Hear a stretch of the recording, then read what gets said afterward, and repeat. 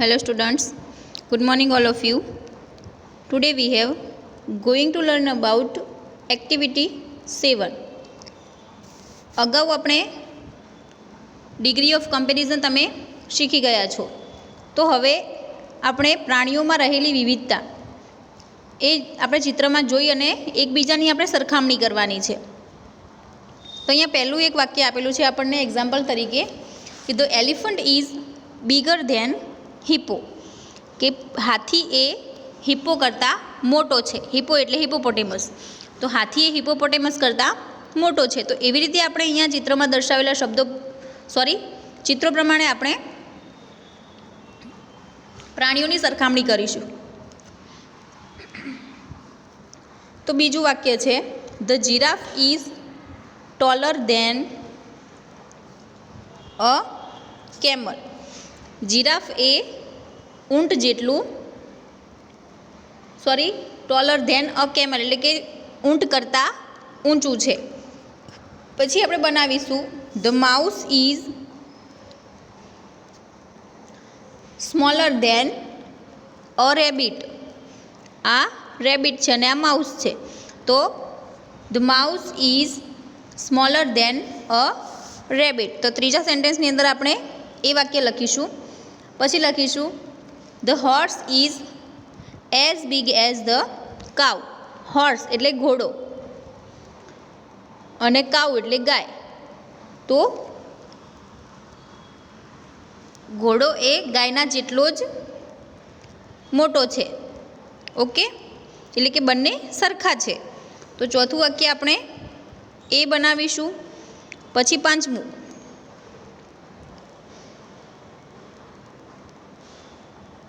The giraffe snake is longer than the camel snake, કે જીરાફની ડોક એ કેમલની ડોક કરતાં મોટી છે, એટલે કે લોંગ છે, લાંબી છે. પછી next the rhino is bigger than a donkey. Rhino એટલે ગેંડો કહેવાય. તો એ રાઇનો એ ડોંકી એટલે ગધેડું, તો ગધેડા કરતાં મોટો છે. ઓકે, તો અહીંયા આપણે પ્રાણીઓની સરખામણી કરી અને તમારે એ પ્રમાણે વાક્યો અહીંયા લખી દેવા નોટબુકની અંદર. અને હવે છે એક્ટિવિટી 8, જેમાં છે કે અહીં પપ્પુએ પ્રાણીઓ વિશેની માહિતી ગ્રાફ સ્વરૂપે રજૂ કરી છે. તો તે વાંચો અને તેના નીચે આપેલ માહિતી પૂર્ણ કરો. તો આપણે અહીંયા એક ગ્રાફ આપેલો છે, એટલે કે આલેખ આપેલો છે કે જેમાં લાઈફ સ્પેન એટલે કે આયુષ્ય, યર્સ અને એનિમલ્સ એટલે પ્રાણીઓ. અહીંયા પ્રાણીઓના નામ આપેલા છે અને અહીંયા આપેલું છે એ એમનું જીવન, કેટલા વર્ષ એ જીવે છે. ઓકે, તો હવે આપણે સમજીએ. ચિમ્પાન્ઝી તો કેટલા વર્ષ છે? તો આપણે જોઈએ ચિમ્પાન્ઝી ક્યાં છે? Yes, last. તો અહીંયાથી આટલા સુધી આવે છે, તો ત્યાંથી 40થી થોડું નીચે છે. તો આપણે લખીશું 30. તો 30 યર્સ અહીંયા લખવાનું છે. આપણે અહીંયા 30 લખવાનું. પછી 22 યર્સ. તો કાઉ 20થી થોડું ઊંચું છે, માટે અહીંયા 22 વર્ષમાં આવશે કાઉ. પછી 70 યર્સ. તો એલિફન્ટ એ 60 કરતાં થોડા ઊંચા છે. એનું જીવન થોડું 60થી થોડું વધારે ઊંચું જાય છે, તો આપણે એના 10 પોઈન્ટ વધારી દેવાના. તો 70 વર્ષ હાથી જીવે છે. 9 વર્ષ અહીંયા પ્રિન્ટ મિસ્ટેક છે, અહીંયા 19 યર્સ આવશે. 90. ઓકે, અહીંયા 0 રહી ગયેલો છે, તો 19 યર્સ આવશે. 9 યર્સ. તો 9 વર્ષ કોણ જીવે છે? A dog. અહીંયા આવશે ડોગ. અને મેન તો માણસ કેટલા વર્ષ જીવે છે? એનું સરેરાશ આયુષ્ય 90 વર્ષ સુધીનું જ છે. કદાચ કોઈ ભાગ્યે જ 100 વર્ષ સુધી જીવે છે. ઓકે, પછી 100 યર્સ. તો 100 વર્ષ કોણ જીવે છે? તો શ્વાન. અહીંયા તમે તમારી ચોપડીમાં એક્ઝેક્ટ સ્કેલથી જોશો તો 100 વર્ષ હંસ જીવે છે. પછી ટોર્ટોઇઝ એટલે કે કાચબો, તો એ કેટલા વર્ષ જીવે છે? તો 150 વર્ષ, 150 યર્સ. પછી ગોટ એટલે બકરી, તો એ 18 વર્ષ આવશે, સોરી 10 વર્ષ, 10 યર્સ. પછી હોર્સ, તો હોર્સ અહીંયા છે, તો એ 50 યર્સ.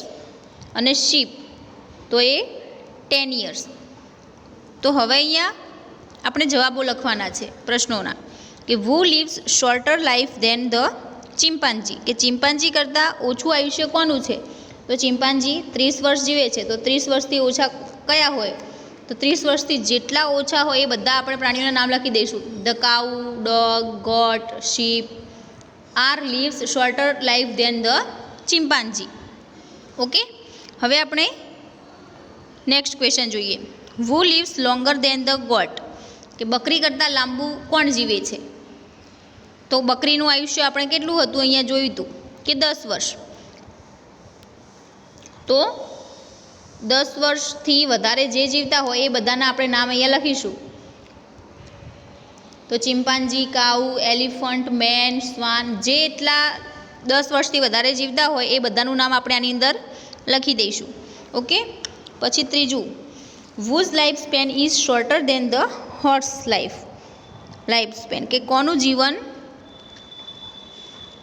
ઘોડાના જીવન કરતાં શોર્ટર એટલે કે ટૂંકું છે?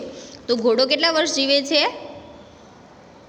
50 યર્સ. તો એનાથી ઓછા ચિમ્પાન્જી 30 વર્ષ જીવે છે. પછી 22 વર્ષ કાઉ જીવે છે, એટલે એ પણ આવશે. પછી ડોગ્સ અને goats, sheeps life span is shorter than the horse life Spain.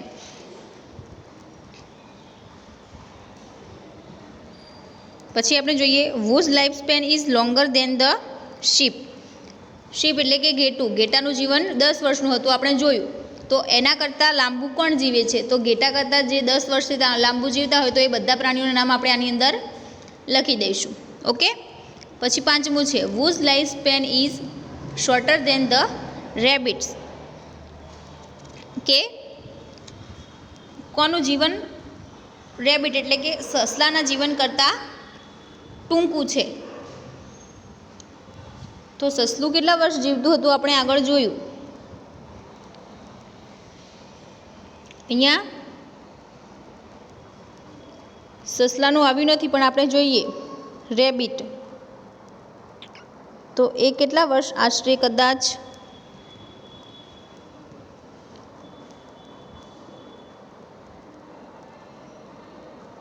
10 થી 12 વર્ષ જેટલું જીવે છે સસલું. તો એનાથી વધારે જે જીવતા હોય તો એ બધાના નામ આપણે આમાં લખીશું કે the dogs, sorry shorter than એટલે કે સસલા કરતાં ઓછું જીવન જીવતા હોય તો જે સસલું લગભગ 10 થી 12 વર્ષ જીવન જીવે છે તો એનાથી ઓછું dog, goat, sheep. This animals life span is shorter than the rabbits. Okay, and who lives longer than man, કે મનુષ્ય કરતાં લાંબુ કોણ જીવે છે? તો એવા બે પ્રાણીઓ છે, the tortoise and the swan live longer than the man. Okay, તો આ તમારે સમજી અને અહીંયા આપણે જોઈશું કે એક્ટિવિટી 9 છે, એમાં રાઇડલ્સ છે એટલે કે ઉખાણા છે. તો આપણે સમજીએ અને એમાં સાચું કરીશું. It is smaller than a rabbit and bigger than a rat, કે એ સસલા કરતાં નાનું છે અને ઉંદર કરતાં મોટું છે.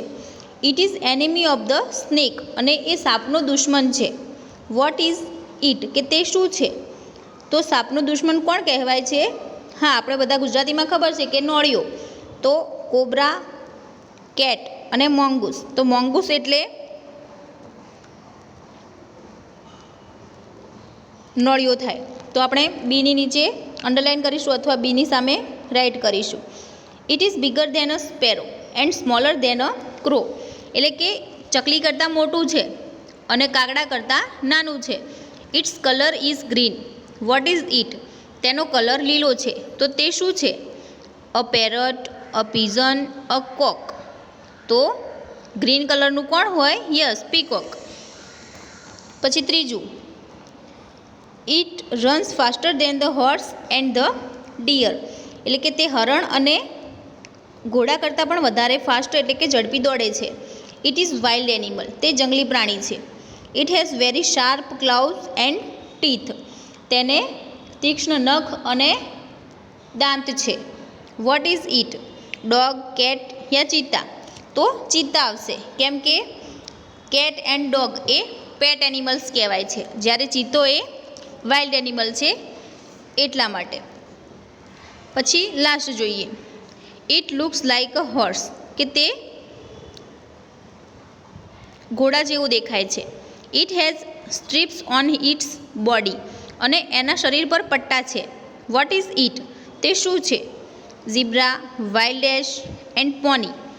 તો ઝીબ્રા આવશે, કેમ કે એના શરીર ઉપર એ પટ્ટા છે અને આમ દેખાતા જાણે ઘોડા જેવું લાગે છે, પરંતુ એના શરીર પર પટ્ટા છે, માટે એ ઝીબ્રા પ્રાણી છે. ઓકે, તો અહીંયા આપણો યુનિટ 4 પૂરો થાય છે. તો તમારે સમજી અને ચોપડામાં બધી એક્ટિવિટીઝ જે મેં સમજાવી છે એ બધી લખી દેવી.